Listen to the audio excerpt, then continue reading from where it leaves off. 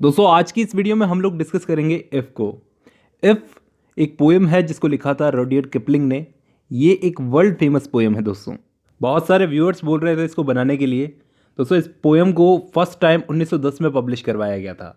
If का मतलब होता है दोस्तों अगर। ये 4 स्टैंजास की पोएम है और हर एक स्टैंजा में लगभग 8-8 लाइनें हैं, 8 लाइनें हैं। एक बात और है कि 1894 में रुडयार्ड किपलिंग की बात कर रहा हूँ मैं। 1894 में रुडयार्ड किपलिंग ने एक कलेक्शन ऑफ स्टोरीज़ को भी लिखा था।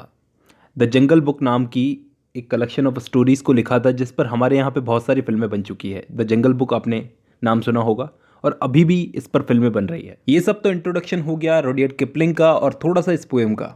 अब दोस्तों हम लोग इस पोएम के टेक्स्ट पर नज़र डालते हैं।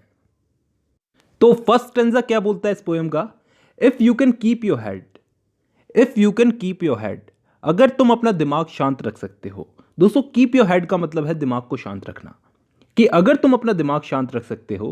When all about you are losing theirs, जब तुम्हारे आसपास के लोग तुम्हारे बारे में बोल बोल कर और वो ऐसा करके खुद का दिमाग खो रहे हैं।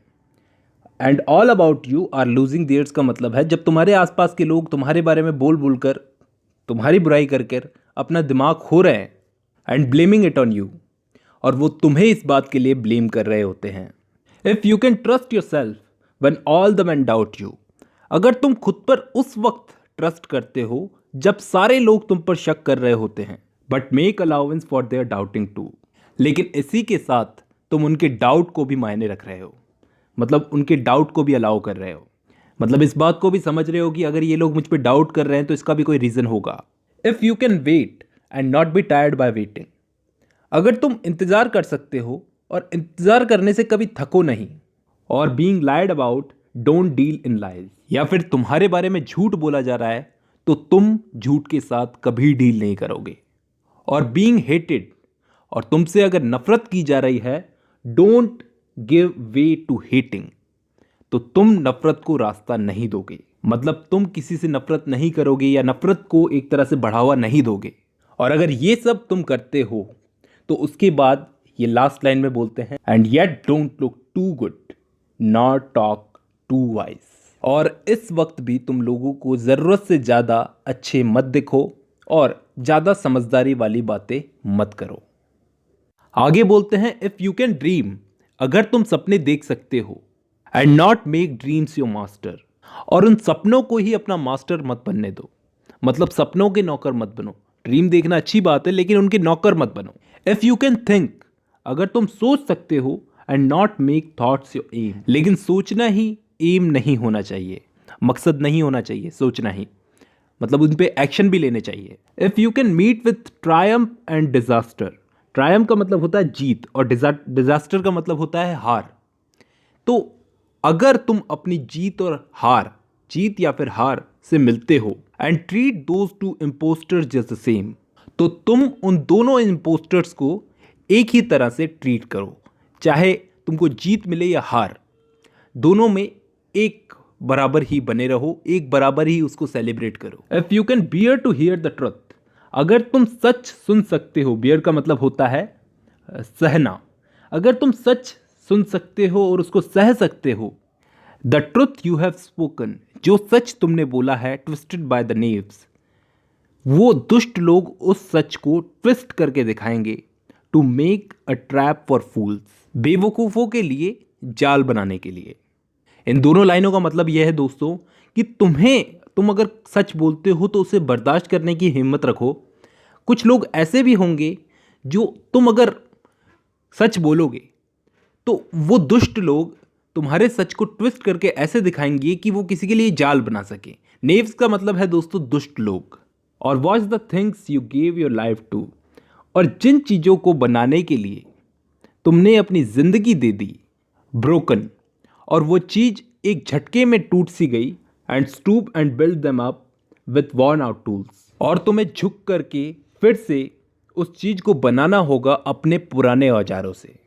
वॉर्न आउट टूल्स का मतलब अपने पुराने औजारों से।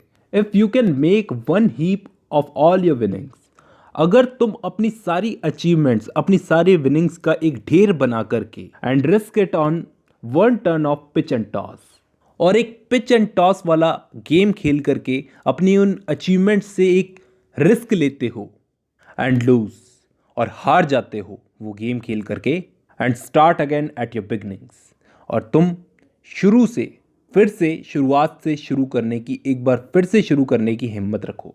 And never breathe a word about your loss, और अपने मुंह से अपनी हार का एक शब्द मत निकालो। जो अभी अभी तुमने हार झेली है उसका एक शब्द अपने मुंह से मत निकालो। If you can force your heart, nerve and sinew, अगर तुम अपने हार्ट, हृदय, दिल को, नर्व को, नसों को, और सिन्यू, पेशियों को, इनको फोर्स कर सको to serve your turn long after they are gone, कि जरूरत पड़ने पर ये तीनों तुम्हारी मदद करे, तुम्हें सर्व करे। And so hold on when there is nothing in you except the will which says to them hold on, और जब तुम्हारे अंदर जरा सी भी उम्मीद ना हो, तुम्हारी विल को छोड़कर, तुम्हारी विल को छोड़कर तुम में जरा सी भी हिम्मत ना हो, जो विल इन तीनों से कहे, इन तीनों से कहे कि होल्ड ऑन, अड़े रहो, लगे रहो, डटे रहो।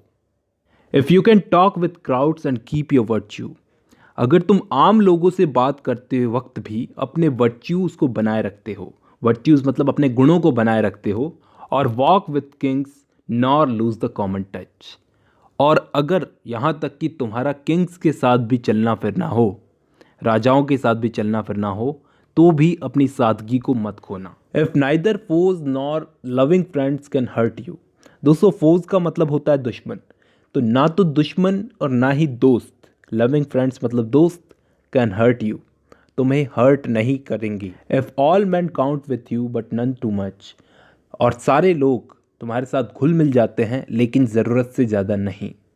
If you can fill the unforgiving minute with 60 seconds worth of distance run, दोस्तों इसका मतलब है, इन दो लाइन का मतलब है, अगर तुम एक मिनट में जो 60 सेकेंड्स होते हैं उसको वर्थ से भर देते हो, मतलब एक मिनट की भी वैल्यू करते हो, तो आगे बोलते हैं yours is the earth and everything that's in it, तो ये धरती, ये अर्थ तुम्हारी है, और एवरीथिंग, जो कुछ भी इसमें है वो सब कुछ तुम्हारा है। And which is more you will be a man my son, और जो आदमी बनना चाहता है तुम इससे बहुत ज़्यादा कई बड़े बनोगे माई सन।